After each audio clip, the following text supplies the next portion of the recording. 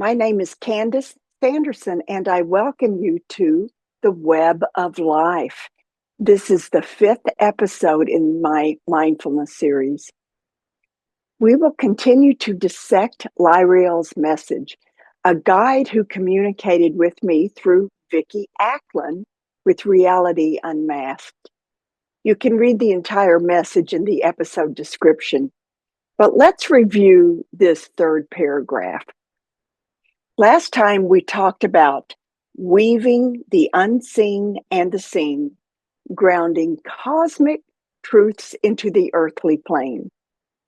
The rest of paragraph 3 references a project or an idea that combines intuitive insight with creative expression.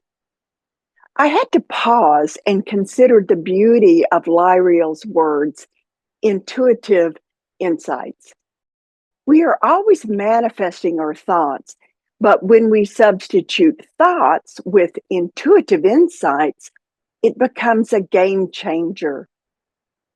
Intuitive. Think of that word. It is not something that you look up or you study, but something that you know in your heart.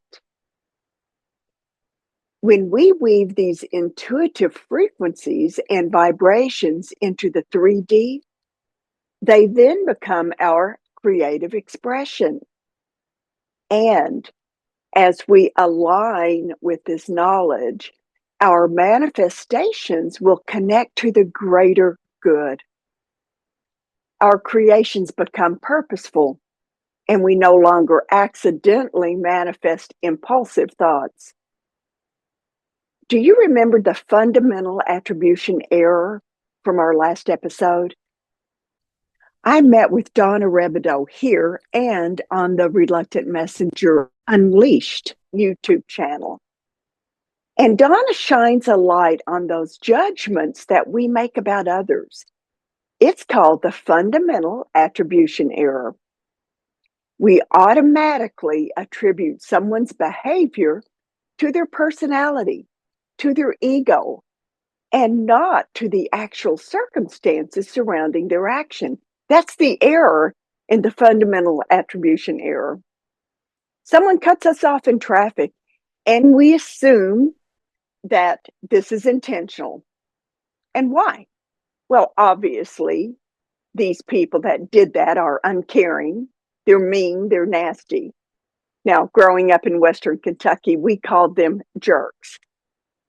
When this happens, we do not see the full picture, the real factors behind their behavior. Perhaps the person was driving to the emergency room. No, that never enters our mind because usually when these things happen, we take these actions so personally. And for a few seconds, and maybe longer, the world revolves around us.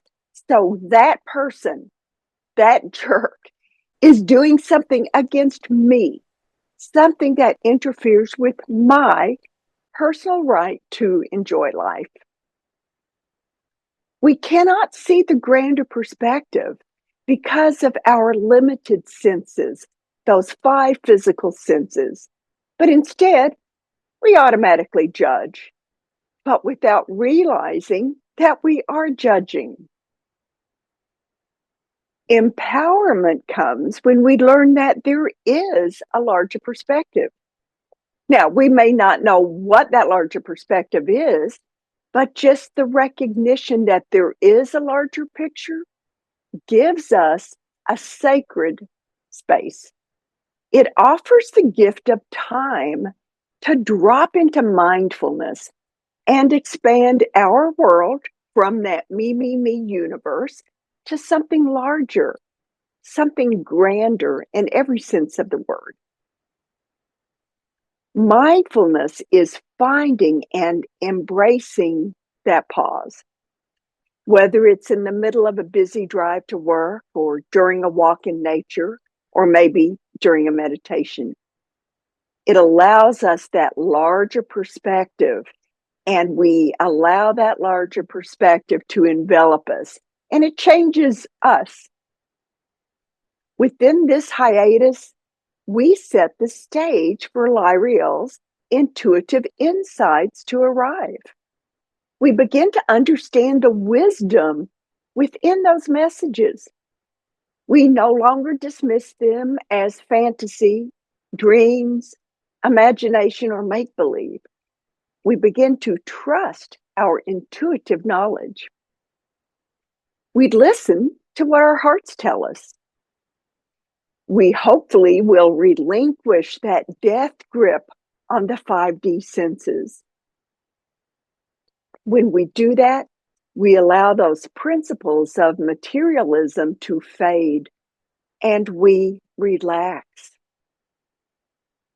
With this increase of awareness, we might find ourselves slipping into the magnificent field of the non-physical that surrounds us. As we expand beyond the material world, we enter that field of subtle energy. Now, I often experience this non-physical realm as delicate filaments of light. And as light workers, we learn to use these subtle threads of energy, and we soon discover, like spiders spinning a web, that we can weave these strands of light into patterns to create a beautiful tapestry of life. That realization returns me to Lyrielle's references when she talks about grounding cosmic energies. We are indeed weaving these 5D gossamer threads into our 3D existence. And in real time, right now, I see something else. I see them manifest into a bridge, a doorway to the non-physical realms. So please take this as an open invitation to travel. I invite you to come with me as we step outside of time and space and we enter these magical dimensions. So, quiet your mind. If you are in a place to close your eyes, I invite you to do so. Take a few grounding breaths, and you notice how that brings you deeper into the present moment. Now, I want you to see yourself walking outside in the wee hours of the morning, just as nighttime relinquishes its mystical spell. The only sounds are random chirps or tweets from morning birds, and that crunch of frozen grass beneath your shoes. You feel the sharp intake of each inhalation as cold air enters your nose, rushes through your chest, and moves through your lungs. When you exhale, you feel excited to see your breath. Step by step, you feel it. You are in rhythm with the breath of Mother Earth. You are in perfect harmony until, to your surprise, you walk into tiny threads from a spider's web.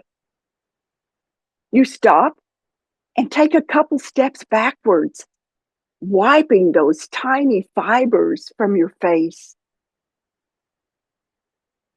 For some unknown reason, you take a very deep breath, and like the wolf in Little Red Riding Hood, you huff and you puff in the direction of that spider web. Your moist breath exits in a cloud that covers that gossamer web. In a slightly delayed reaction, the strands of the web rise and fall in slow motion as they commingle with your breath. It's a mystical dance of the divine. Then something beautiful and magical happens. That dampness from your exhalation intertwines with the spider's web. It clings to the delicate strands, and tiny sparkles of orb-like crystals appear. What had been almost invisible is now a stunning array of reflective lights that dance and glitter in the rising morning sun, moving in a beautiful invisible breeze. When you see this bejeweled web, your mood lightens. It puts a smile on your face. What a beautiful and marvelous interaction between you and the web. My thoughts return to Lyrielle's message about weaving together aspects of the invisible into the world of the visible. I laugh when I read the next sentence in the paragraph. Now is the time to breathe life into it. That is precisely what we just did. We breathed life, awareness into the spider's web, making visible what we had not seen before. The frequencies of our life force energy, our prana, through our breath, combined with the web to bring it to life. I love letting go and discovering how the visions offered by my guides often drive home their message by very concrete means that are also profound. Let's look at the message. It continues saying that the energy surrounding this endeavor is vibrant and aligned. It will touch more lives than you can imagine. I have to smile at this last sentence. Just recently, I learned that I am part of a documentary that will be aired on the Gaia Network in the next few months. That's the second interview I've done for two separate Gaia programs. And yes, the Gaia Network touches more lives than I could ever imagine. But it certainly goes beyond me, a retired psychologist whose life spontaneously changed when I began channeling messages from angels and guides. Now I see that when I shut down, when life gets too busy, that these beautiful guides find other ways to reach me, just like Lyrielle did. Once you make a connection to the 5D, to those sacred realms where true guidance and wisdom live, that connection never dies. Now, we may set up roadblocks, whether they are intentional or accidental, but when those messages are important, our guidance team finds a workaround. We can lighten their load, however, by being receptive to hearing their words so they don't need a side door to reach us. How do we do that so guides like Lyrielle don't need to go through someone else? It's mindfulness, that present moment. So how can we drop into that present moment and release whatever is bothering us, like those repetitive thoughts that spin in the mind like a hamster's wheel? One thing we can do is replace those thoughts with a mantra. You can use anything, a phrase. I am enough. I am grateful. I am love. I am peace. I am light. Whatever appeals to you. It doesn't even have to be words, it could be sounds. In a moment of stillness, sit down and scan your body from head to toe. This is something that doesn't take very long and can help you stay into stillness and mindfulness. As you scan your body, simply observe without judgment. Feel the pressure where your body meets the chair, where your feet touch the floor. Repeat the scan, this time searching for any areas of tension. like the back of your neck or your shoulders? Are you grinding your teeth? What about your hands? Are they open and relaxed or clenched? When you feel tension, gently focus on that area. Send calm and peace. Then watch and feel how the tension melts away. And if you do this while smiling, you will have a quicker and longer lasting results. Scanning your body only takes seconds. So why not do this a couple times a day? After a while, it becomes second nature. Scanning informs you how your avatar, your body, is functioning. Sometimes we live in stress so much that it becomes our default mode. And after a while, we don't even realize that we are in stress. Listen to what your body tells you. Then use your breath to bring in lighter energy. Let that energy move throughout your body in a very slow, deliberate pace by breathing a little deeper than usual. Then radiate that love and compassion outward into the field beyond the 3D. As you radiate that outward, turn that into a protective bubble of energy around you. That will shield us from lower lying energy, but it also protects our personal energy from leaking out and making us weak. When we bring light from above and ground it from energy from earth, from below, we are better prepared to meet the day's challenges.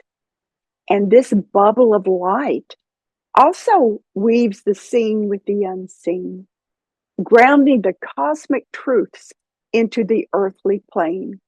Just as Lyrielle said, all is good. I hope you enjoyed today's episode. And I want you to remember the importance of being kind. In the next episode, we'll probably wrap up Lyrielle's message. So until then, let's refocus our energies for this new year, 2025. Change the chaos that surrounds you by bringing positivity, abundance, gratitude, and kindness into your life. That's how we'll change the world, one smile at a time. Until next time, feel free to subscribe, like, comment, and share. Goodbye.